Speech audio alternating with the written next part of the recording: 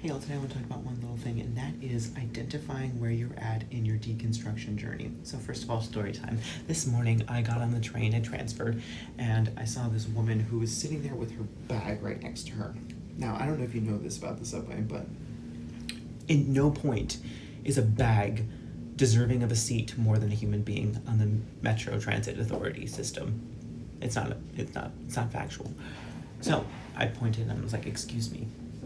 She ignored me, so I tapped her on the shoulder and I said, "Excuse me," and I pointed at her bag. She slowly moved her bag, but she was still manspreading for the gods. And so I sat down, and then she jut her knee into me a little bit more, and so I just went like this. And I opened my knees. I brought it back to just being underneath me. I didn't want to be a manspreader, but it was a slight indication that, hey, you're manspreading, you need to stop. That set her off, and she spent the rest of the train ride calling me an F-slur, telling me that what she imagined my sexual activities to be, and most importantly,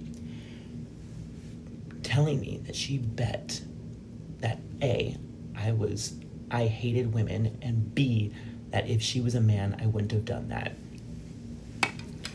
I have and I will continue to do that to men. I will have and I will continue to take up space on the Metro Transit Authority system with any person, regardless of their gender. But I want to point out that if you are finding yourself in a situation with a fellow social minority of a different social minority status, and you are so upset by what this person does that you are going to call them a slur based on their social minority status, you aren't the victim. You have officially identified that you are racist, sexist, ableist, queerphobic, what have you.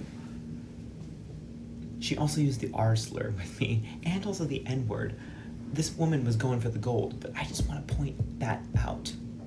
That it doesn't matter if a queer person upsets you. To revert to calling them the F slur means that you are the antagonist, you are the oppressor, you are the person who's in the wrong. So if you are finding yourself going about your life journey and you are finding yourself being driven to utilizing slurs against people that you don't like, you're not done on your deconstruction journey, and you need to do better.